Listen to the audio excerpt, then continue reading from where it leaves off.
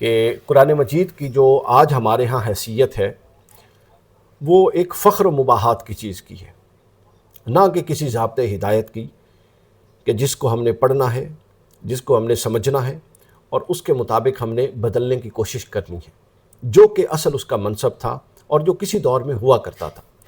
اب اس طرح کی قرآن مجید کا کوئی منصب ہمارے پیش نظر نہیں ہے۔ اس وقت ہمارے لیے قرآن مجید کیا ہے؟ ایک فخر و مباحات کی چیز ہے۔ اس کے حوالے سے ہماری ذہنیت یہ ہو گئی ہے کہ ہم چونکہ اس کتاب کے حاملین ہیں، خود کو سمجھتے ہیں کہ ہم پر یہ کتاب آئی اور ہم اس کتاب کے حاملین ہیں، تو لہٰذا ہم اس کتاب کی بنیاد پر بہت سارے کمالات اور بہت سارے فضائل کے حقدار ٹھہر گئے ہیں۔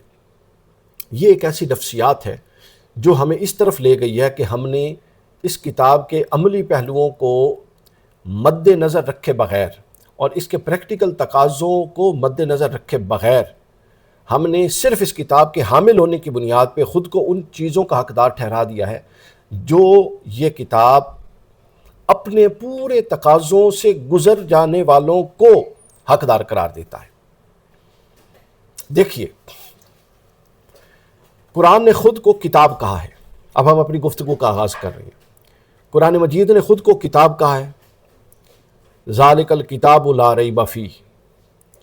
آپ دنیا کی کوئی ایک کتاب پڑھتے ہیں جس کی زبان نہ سمجھتے ہوں؟ آپ کوئی کتاب اٹھاتے ہیں، مثلا یہ کوئی کتاب اٹھائی، آپ اس کو پڑھیں گے اور آپ کو اس کی زبان نہیں آتی تو آپ کتنی دیر پڑھ لیں گے؟ یا وہ پڑھنا کتنا مفید ہوگا؟ اس کا کوئی فائدہ نہیں۔ اور اگر بالفرض آپ کو زبان بھی آتی ہے، مثلا آپ انگلش کی کتاب ہے تو ٹوٹی پھوٹی انگلش پڑھ لیتے ہیں، یا اردو کی کتاب ہے اور ٹوٹی پھوٹی اردو پڑھ لیتے ہیں، لیکن اس کی عبارت اتنی مشکل ہے کہ آپ کو سمجھ ہی نہیں آ رہی، زبان آنے کے باوجود سمجھ نہیں آ رہی، تو آپ ایک صفحہ پڑھیں گے اور اس کو یوں پلٹ کے رکھ دیں گے۔ یہ آپ ایک عام کتاب کے بارے میں رویہ ہے آپ اپناتے ہیں کہ اس کو نہیں پڑھتے اور آپ کہتے ہیں یار جب سمجھ نہیں آ رہی تو اس کو کیا پڑھنا۔ لیکن بدقسمتی یہ ہے کہ قرآن مجید ہمیں سمجھ آئے یا نہ آئے، ہمیں ایک ایسا پیراڈائم متعارف کروا دیا گیا ہے ثواب کا کہ اس کو پڑھنے سے بھی ثواب ملتا ہے۔ یہ اچھا، اب کیا ہوتا ہے، پورے ذخیرے روایت کے اندر ہماری مذہبی فکر نے وہ کمزور پہلو لے لیے جو کمزور پہلو اس فکر کو اپیل کرتے تھے، اور نتیجتاً کیا ہوا، ہم اپنے منصب سے نیچے آ گئے۔ تو یہ سلوک ہم ایک عام کتاب کے ساتھ بھی نہیں کرتے جو قرآن کے ساتھ کیا جا رہا ہے۔ عام کتاب کی بھی زبان نہ ہو، عام کتاب کا بھی پیغام سمجھنا ہے تو ہم کتاب کو رکھ دیتے ہیں، لیکن قرآن کے ساتھ یہ ہو رہا ہے کہ ہم پڑھ بھی رہے ہیں، بار بار پڑھ رہے ہیں، حفظ بھی کر رہے ہیں، ثواب کی نیت سے بھی پڑھ رہے ہیں، لیکن ہمیں معلوم نہیں کہ ہم کیا پڑھ رہے ہیں، ہمیں سمجھ نہیں آ رہا۔ یہ کورس دوستان گرامی اس لیے کروایا جا رہا ہے کہ آپ کو رکوع وار پیغام نکال کے آپ کے سامنے پلیٹ میں رکھ دیا جائے، تاکہ آپ ہر پیغام کو اپنی ذات کے ساتھ تولتے رہیں، اور آپ کو اور ہم سب کو یہ اندازہ ہو کہ ہمیں کہاں پہ خامی پائی جا رہی ہے۔ اللہ تعالیٰ نے بار بار کہا کہ یہ قرآن تم پر اس لیے نازل کی ہے لعلکم تعقلون، تم عقل کیوں نہیں کرتے؟ افلا یتدبرون القرآن، تم قرآن میں غور کیوں نہیں کرتے؟ ام علی قلوب افقالھا، کیا تمہارے دلوں پر تالے پڑے ہوئے ہیں، تم غور کیوں نہیں کرتے؟ جو غور نہیں کرتے ان کے لیے کہا گیا اولئک کالانعام بل ہم اضل، یہ جانور ہیں جو غور نہیں کرتے۔ تو سوال یہ پیدا ہوا کہ غور سمجھنے کے بغیر نہیں ہو سکتا، غور سمجھنے کے بغیر، یہ پوائنٹ نوٹ کیجئے، غور سمجھنے کے بغیر نہیں ہو سکتا۔ اور سمجھ، جس چیز کو سمجھ یا فہم کہتے ہیں، وہ ایک کلی چیز ہے کہ آپ کو ایک کانسیپچول انڈرسٹینڈنگ ہو کہ ایکچولی اس کے اندر کیا تصور بیان کیا جا رہا ہے۔ جب فہم کامل ہوگا تو پھر عمل کا دروازہ کھلے گا۔ یہ قرآن مجید، یہ کورس، یہ ضرورت تھی اس کورس کی۔ اب دوسرا پہلو سن لیجئے کہ یہ کورس کیوں کروا رہا ہوں میں۔ چونکہ جو قرآن سب پڑھتے ہیں، لیکن ہم قرآن پڑھ کے ہمارا ذہن قرآن مخالف ہے۔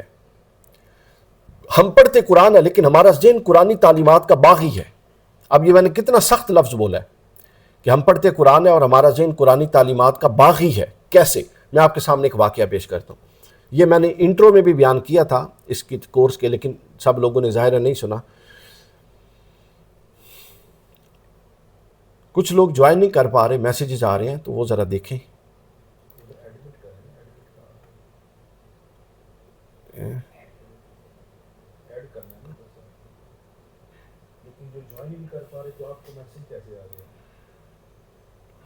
اچھا جی، تو میں یہ عرض کر رہا ہوں، اب میں آپ کو ایک واقعہ سناتا ہوں، آپ نے غور کرنا ہے کہ ہم سب نوجوان، ہمارے بچے جو قرآن مجید پڑھتے ہیں، ان کو قرآن مجید پڑھنے والوں کا ذہن قرآن مخالف کیسے ہے، یہ آپ نے غور کرنا ہے۔ ایک لڑکا تھا، وہ اعتکاف میں بیٹھا اور ہر وقت وہ تلاوت کرتا تھا، نیک صالح بچہ تھا، قرآن مجید کی تلاوت، وقت پر نمازیں پڑھنا، وقت پر روزے رکھنا، سارا کچھ وہ کرتا تھا اعتکاف کے دنوں میں۔ ایک بزرگ اس کے ساتھ اعتکاف میں بیٹھے تھے، وہ اس کے معاملات سے بہت متاثر ہوئے، کتنا نیک صالح بچہ ہے۔ تو اچانک ایک دن کیا ہوا، جب 5-6 دن گزر گئے، وہ بزرگ بڑے متاثر تھے اس نوجوان سے، اچانک کچھ دن گزرے تو وہ نوجوان ان بزرگوں کے پاس آیا اور ان کو آ کے کہتا ہے کہ آپ کا لاہور بورڈ میں کوئی جاننے والا ہے؟ ابھی یہ میٹرک کے پیپر ہوئے ہیں کچھ دن پہلے، لاہور بورڈ میں کوئی جاننے والا ہے؟ انہوں نے کہا بیٹا کیا مسئلہ ہے؟ کہتے ہیں کہ اگر کوئی جاننے والا ہو تو میں نے میٹرک کے پیپر دیے ہیں، میں نے نمبر لگوانے ہیں۔ آپ دیکھیے کہ وہ لڑکا جو دن کا آدھا حصہ قرآن پڑھتا تھا مگر اس کا جو ذہن ہے وہ قرآن مخالف تھا۔ یہ ہے اس کورس کی ضرورت، پیغام قرآن کیوں سنانا ضروری ہے، کہ وہ بچہ سارا دن قرآن پڑھتا تھا اور اس کا ذہن قرآن مخالف تھا، یعنی وہ ایک کرپٹ وے سے آگے بڑھنا چاہتا تھا، یعنی وہ پورے نظم کو فالو کیے بغیر شارٹ وے سے آگے بڑھنا چاہتا تھا، یعنی وہ فرسٹ آ کے کسی کے ذریعے نمبر لگوا کے کسی کا حق مارنا چاہتا تھا، یعنی وہ 3 ایسے کام کر رہا تھا جس کو قرآن قطعی حرام کہتا ہے، اور وہ بچہ ہر وقت قرآن کو پڑھنے والا تھا۔ کیوں؟ کیونکہ فرق یہ تھا کہ وہ پڑھ رہا تھا لیکن سمجھ ہی نہیں رہا تھا، اس کا پورا مائنڈ قرآن مخالف بنا ہوا تھا۔ یہ ضرورت ہے اس کورس کی۔ اب قرآن کہتا ہے لیس للانسان الا ما سعی، انسان کے لیے وہی ہے جس کی وہ جد و جہد کرے گا۔ قرآن کہتا ہے ام حسبتم ان تدخلوا الجنہ، کیا تم نے یہ گمان کر لیا کہ تم ایسی جنت میں داخل ہو جاؤ گے، تمہیں آزمائشوں سے نہیں گزارا جائے گا۔ قرآن کہتا ہے افلا یتدبرون القرآن ام علی قلوب اقفالها، کیا تم غور کیوں نہیں کرتے، تم کیا سمجھتے ہو بغیر غور و فکر کے تمہیں قرآن سمجھ آ جائے گا؟ تو یہ ساری قرآن کی تعلیمات، اور دوسری طرف وہ نوجوان کا حال دیکھیں، اور ہمارے آج کے اکثر نوجوانوں کا یہی حال ہے کہ قرآن کے مطابق قرآن مجید ایسی کتاب نہیں ہے کہ آپ ڈرائنگ روم میں اے سی چلا کے پڑھیں گے اور یہ آپ کو اپنا فیض دے گی، نہیں، یہ تو ہر چوک پر آپ سے ایک نیا تقاضا کرے گی۔ اگر آپ اس کے مطابق بدلنے کو تیار نہیں ہیں تو پھر یہ ثوابی بات ہے ساری کی ساری، اور پوری قوم ہماری ثوابی ہو چکی ہے، پوری امت ثوابی ہو چکی ہے۔ تو یہ میں نے بتا رہا ہوں میں کہ یہ کورس کیوں ضروری ہے، تاکہ اس نوجوان کو یہ سمجھایا جائے کہ بھائی جس کتاب کے تم قاری ہو وہ کتاب تو یہ تقاضے کر رہی ہے، اور تم سارا دن کتاب پڑھ کے بورڈ میں نمبر لگوانے کے لیے سفارشیں ڈھونڈ رہے ہو۔ پھر ایک آخری بات تمہیدی، پھر ہم اپنی سورۃ الفاتحہ کا آغاز کر دیں گے، اور یہ بڑی اہم بات، اس وقت اسلام کی ایک ایسی عجیب اور غریب ملغوبہ بن چکا ہے، معجون بن چکی ہے، ایسی شکل سامنے آ چکی ہے کہ جس کے اندر سب کچھ ہے سوائے اسلام کے۔ نمازیوں کی کثرت ہے مگر نماز کا جو نتیجہ قرآن بیان کرتا ہے، خشوع و خضوع، وہ موجود نہیں ہے۔ اس کے بعد اسلام کے نعروں کی کثرت ہے، فضاؤں میں نعرے گونج رہے ہیں، مگر اس اسلام کا وجود نہیں جو تنہائیوں میں انسان کو بے چین رکھے اور اس کو اپنے مقاصد کی طرف راغب کرے۔ دوسروں کی پیٹھ پر کوڑے لگانے کے لیے ہم تیار ہیں اسلام کے، مگر اپنی پیٹھ خدا کے آگے پیش کرنے کو کوئی تیار نہیں ہے۔ اسلامی تقریروں کی بہار ہے مگر خدا کے حوالے سے اپنے آپ کو کوئی خاموش کر کے خدا کی زبان کو سننے کے لیے تیار نہیں ہے کہ وہ کیا کہہ رہا ہے۔ یہ سب کچھ اس لیے ہو رہا ہے کہ ہمارے پورے دین کے سٹرکچر کے اندر سے قرآن نکل چکا ہے۔ کیسے نکلا ہے اب وہ سن لیجئے، بس میں ایک مثال دوں گا، زیادہ ٹائم ہمارے پاس ہے نہیں، ہم نے اپنے ٹائم سے کلوز کرنا ہے۔ یہود کی مثال دینے لگا ہوں، چونکہ ایک بات ذہن نشین رکھیے کہ جتنی بھی صاحب کتاب امتیں ہوتی ہیں ان کی تباہی کا اسباب سیم ہوتے ہیں۔ حضور نے فرمایا جن جن مسئلوں سے پچھلی امتیں گزری تھیں تم میں سے ہر ایک اس دروازے سے گزرے گا۔ اب یہود کی مثال لیجئے کہ جب روح نکل جائے تو یہ کتاب، یہ دین، یہ وحی، یہ ساری عبادات ہونے کے باوجود کیسے آپ کے اندر آپ کو خراب کرتی ہے۔ یہود کو قرآن مجید نے کہا کہ تم کو عالمین پر ہم نے فضیلت دی، سورہ بقرہ میں اس کا بیان ہے۔ 47ویں آیت میں ہم نے تم کو عالمین پر فضیلت دی۔ اب کیا ہوتا ہے، کیوں یہ فضیلت دی تھی؟ فضیلت اس لیے دی تھی کہ اللہ نے کہا تھا کہ تم خدائی تعلیمات کے امین ہو، اس کے حامل بنو اور دوسروں تک خدائی تعلیمات پہنچاؤ۔ یعنی اپنے اصل مفہوم میں یہ آیت نظریاتی فضیلت کی تھی، یعنی یہود کو جو نظریہ دیا گیا تھا وہ سب سے لیڈنگ تھا اس دور کا۔ اب انہوں نے اس کو کیا سمجھا، یہ آپ لوگ توجہ سے سمجھیں فیضان صاحب۔ یہود کو کیا تھا؟ یہود کو اللہ نے کہا تمہیں عالمین پر فضیلت دی، یہ نظریاتی فضیلت تھی۔ یہود نے اس کو نسلی فضیلت سمجھ لیا اور انہوں نے کہا اب جو یہودی پیدا ہوگا وہ اس فضیلت کا حامل ہے۔ یہ ہے مسئلہ ہم مسلمانوں کے ساتھ۔ اب ہمارے ساتھ کیا ہو رہا ہے، ہم جو سناتے ہیں حضور علیہ الصلوۃ والسلام کی حدیثیں کہ اپنا جو مسلمان ہوگا اس کی بہرحال مغفرت ہوگی، یہ بات بالکل درست ہے، حدیث صحیح میں ہے، مگر یہ حقیقی مسلمان کے بارے میں ہے، نسلی مسلمان کے بارے میں نہیں ہے۔ یعنی یہ اس کے بارے میں نہیں ہے جو مسلمان کے گھر پیدا ہوگا۔ جس طرح یہود نے یہ تصور کر لیا تھا کہ اب بچے گا وہی جو یہودی کے گھر پیدا ہوگا۔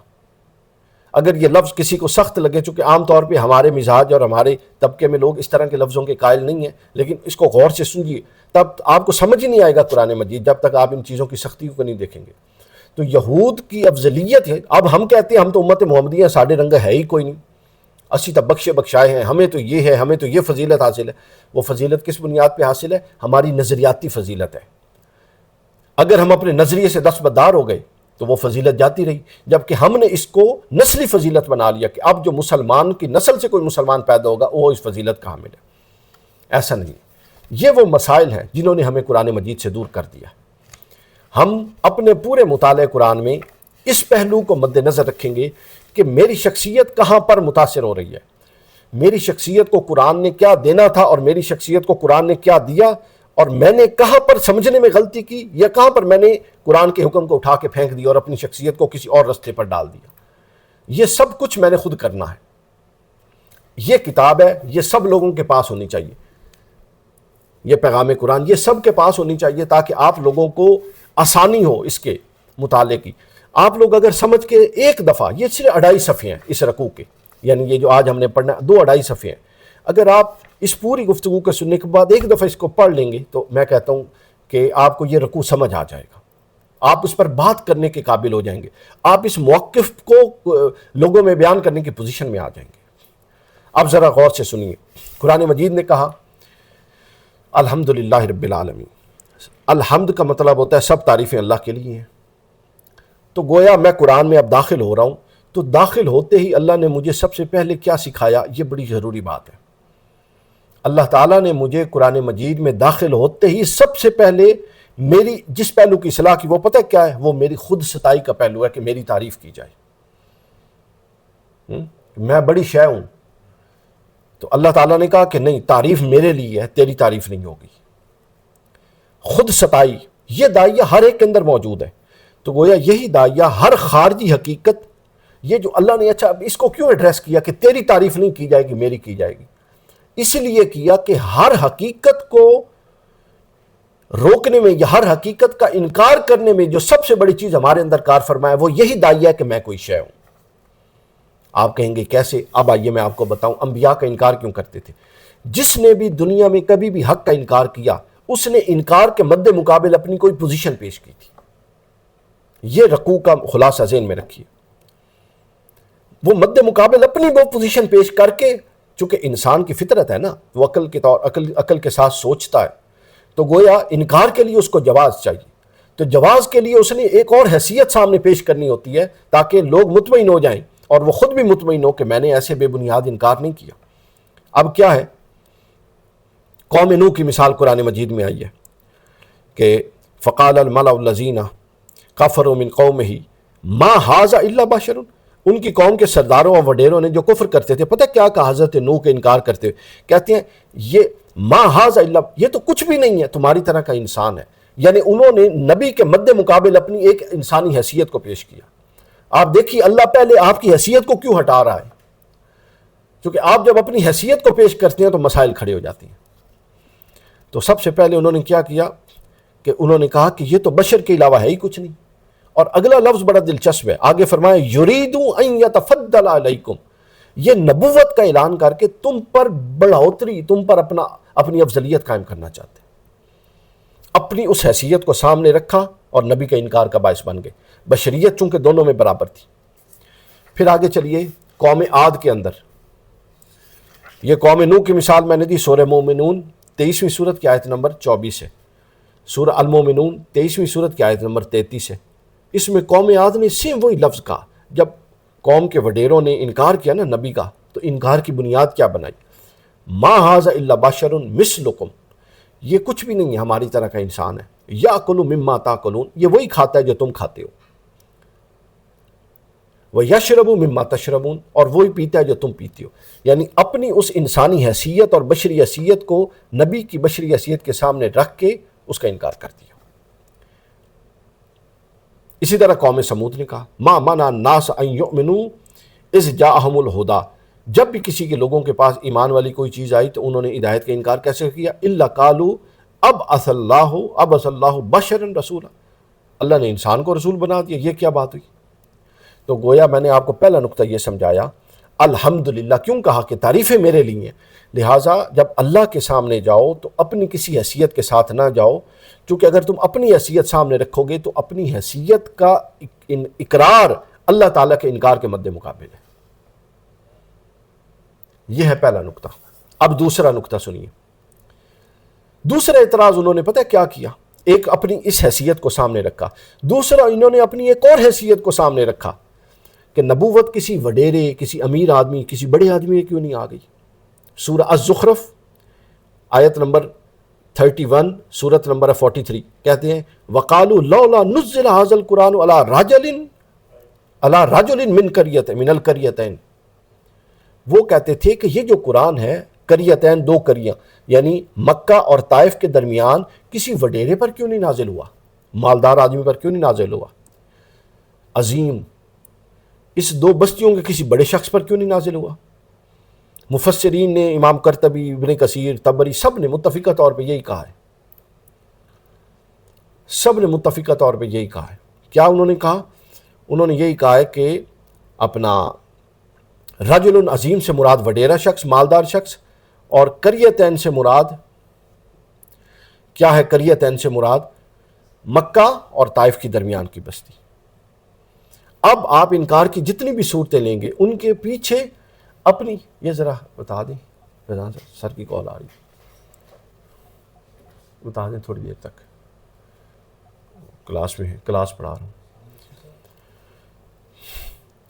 تو یہ جو ہے نا اپنا، میں یہ عرض کر رہا تھا کہ جتنی بھی صورتیں ہیں، کسی بھی صورت کا انکار کریں گے تو ان کے پیچھے آپ کی اپنی کوئی نہ کوئی حیثیت کار فرما ہوگی، پہلے بشری حیثیت، پھر مالی حیثیت، پھر منصب۔ تو اللہ تعالیٰ نے اس لیے فرمایا کہ سب تعریفیں اللہ کے لیے ہیں، الحمدللہ رب العالمین، سب تعریفیں اللہ کے لیے ہیں، یہ کہہ کر خود ستائی کی جڑ کاٹ دی، اپنی تعریف کی جڑ کاٹ دی۔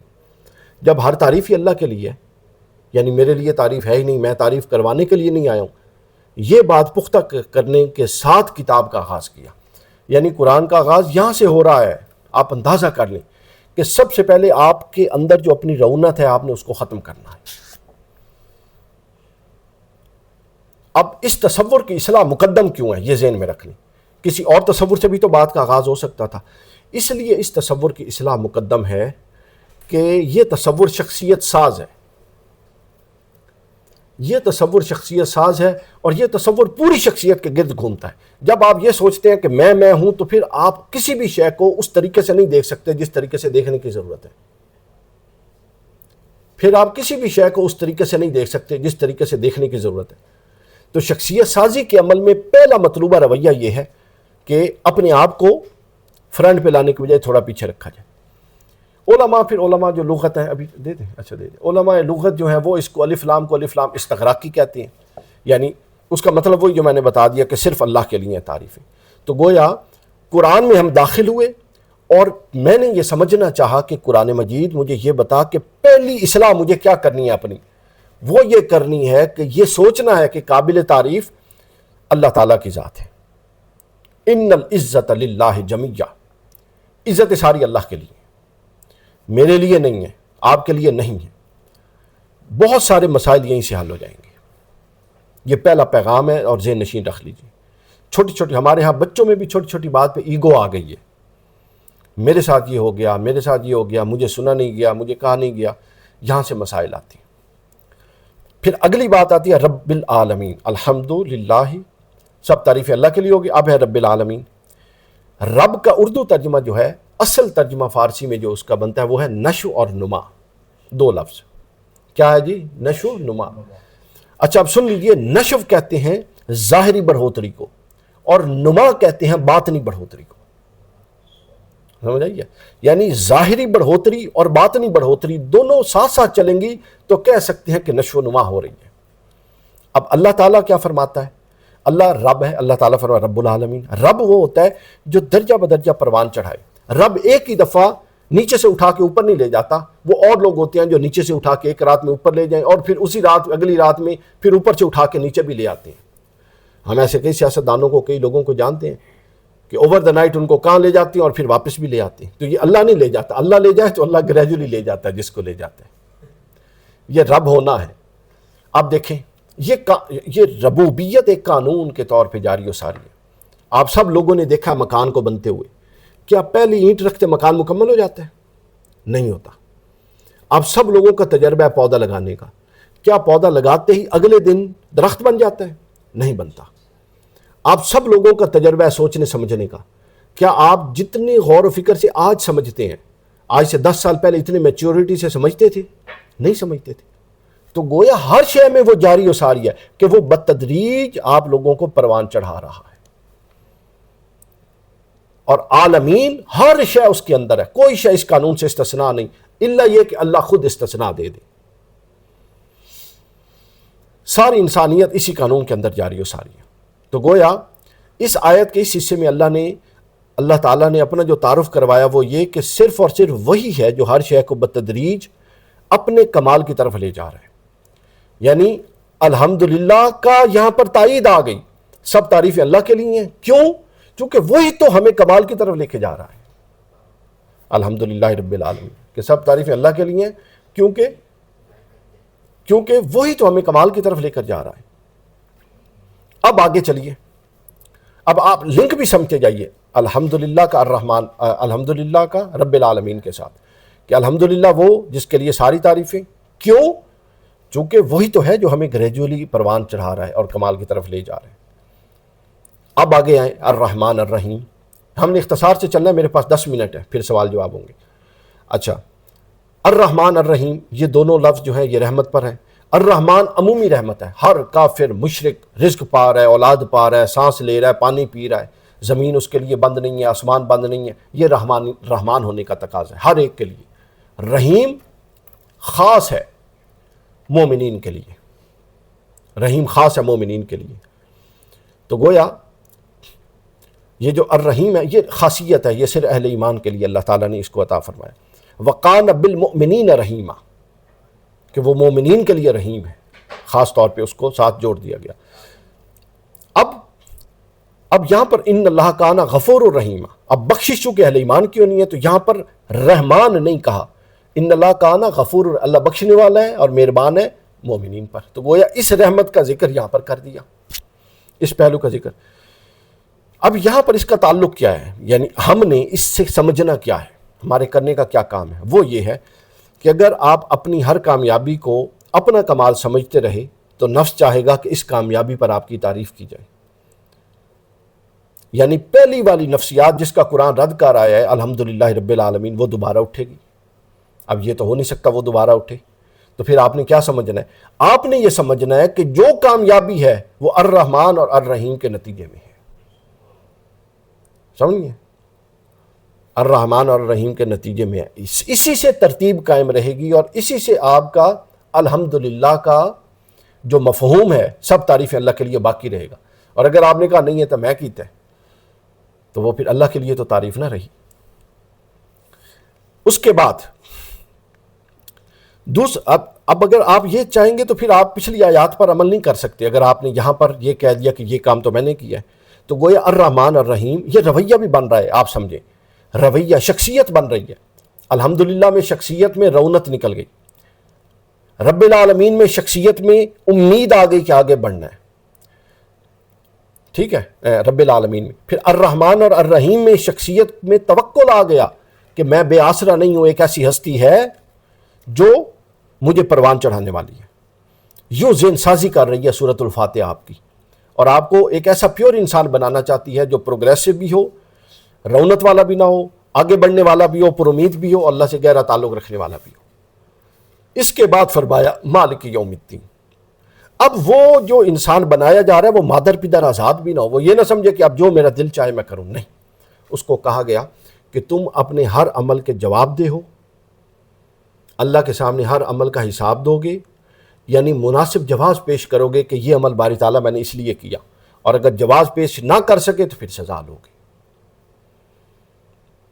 اب ما قبل آیات سے اس کا نظم یوں بنتا ہے کہ جو رب لائق حمد ہے، پالن ہار ہے الرحمن رحیم میں، رب العالمین میں، جس نے ہمہ وقت تمہیں اپنی رحمتوں کے سائے میں لیا ہوا ہے، پھر مومنین پر خاص طور پر وہ ہر حوالے سے رحم فرما ہے، کیا وہ حق نہیں رکھتا کہ وہ ہر نعمت کا حساب لے؟ جو پال بھی رہا ہے، نعمتیں بھی دے رہا ہے، رحمان بھی ہے، رحیم بھی ہے، اور ایک تربیت بھی کرنا چاہتا ہے، کیا وہ حق نہیں رکھتا کہ وہ تم سے جواب طلبی بھی کرے کسی بات کی؟ تو نعمتوں کی یہ جواب طلبی، جواب دہی صرف اس حوالے سے ہے کہ اس کی عطا کر۔ اچھا، اب جواب طلبی اس لیے نہیں ہے، یعنی اگر جواب لینا تھا، کوئی کہہ سکتا ہے، ہمارے یہاں مستشرق جو ہے ملحد لوگ ہیں جو مذہب کا انکار کرتے ہیں، وہ ایک صاحب ہے، میں سن رہا تھا، اس پر بھی ہم سیریز کریں گے ان کے انکار کی۔ وہ کہتے ہیں اگر حساب ہی لینا تھا تو اللہ دیتا کیا؟ یہ سخاوت کے خلاف ہے۔ قرآن تعمیر شخصیت ہے، ذہن میں رکھیے۔ گاڑی کے اندر اگر بریک نہیں ہوگی اور صرف ریس ہی ریس ہوگی تو گاڑی جائے گی لیکن واپس گھر نہیں آئے گی۔ تو یہ مالک یوم الدین بریکیں لگوائی ہیں جگہ جگہ پہ کہ کہیں ہر جگہ سپیڈ ایک جیسی نہیں رکھتے، کہیں پر رکنا بھی پڑتا ہے۔ تو کیا کہا؟ نعمتوں کی جواب دہی اس حوالے سے ہے کہ اس کی عطا کردہ نعمتیں اس کے طے کردہ ضابطوں کے مطابق استعمال کرو، بس جواب طلبی اتنی ہے۔ ذہن میں رکھ لیں، مالک یوم الدین جواب طلبی صرف اتنی ہے کہ نعمتیں اس کے بنائے ہوئے ضابطوں کے مطابق استعمال کر رہے ہو یا نہیں، بس ختم۔ اگر ضابطے کے مطابق استعمال کر رہے ہو پھر تو وہ کہتا ہے اور بھی دوں گا نعمتیں، اور اگر ضابطے سے ہٹ کے استعمال کر رہے ہو پھر وہ کہتا ہے میں حق رکھتا ہوں کہ تمہیں پکڑوں اور تمہاری گرفت کروں۔ اس پہلو کو عقیدے کے باب میں ایمان بالآخرت کہتے ہیں۔ اب یہ ہے پورا کا پورا الحمدللہ رب العالمین الرحمن الرحیم مالک یوم الدین کا پورا تسلسل، یعنی یہ شخصیت سازی کا آغاز ہے جس کے اندر سے کچھ خصائل اللہ منفی کرانا نکالنا چاہتا ہے، وہ میں نے بتا دیے، کچھ شامل کروانا چاہتا ہے، وہ بھی میں نے بتا دی۔ نکالنا یہ چاہتا ہے کہ میری تعریف نہیں، تعریف اللہ کی۔ شامل یہ کرنا چاہتا ہے کہ جب کوئی میں کام کروں تو اس کا نتیجہ میری محنت نہیں بلکہ اللہ کی رحمت ہے۔ پھر شامل یہ کروانا چاہتا ہے کہ میں کوئی کام کروں تو میں آزاد نہیں بلکہ میں اس کام کا جواب دے ہوں، مجھے کچھ ضابطے دیے، میں نے اس ضابطے کے مطابق وہ کام کرنا ہے۔ اگر ضابطوں سے نکل کے وہ کام کروں گا تو پھر میں پھنس جاؤں گا۔ یہ ہے جواب طلبی آخرت کی۔ تو آج کی گفتگو ہماری یہ پہلا سورۃ الفاتحہ کو ہم 3 حصوں میں پڑھیں گے۔ یہ سورۃ الفاتحہ کا پہلی 3 آیات آج ہم نے مکمل کر لی ہیں، جس میں آپ نے ان پورے دروس کو اپنی پریکٹیکل لائف کے حوالے سے سننا ہے اور اس کو پریکٹیکل لائف میں اپنانے کی کوشش کرنی ہے، اور میرے لیے بھی دعا کرنی ہے کہ اللہ مجھے بھی توفیق دے اپنانے کی۔ ہماری گفتگو ختم ہو گئی اور اب آپ 1 بائی 1 سوالات جو بھی کرنا چاہ رہے ہیں کوشش یہ کریں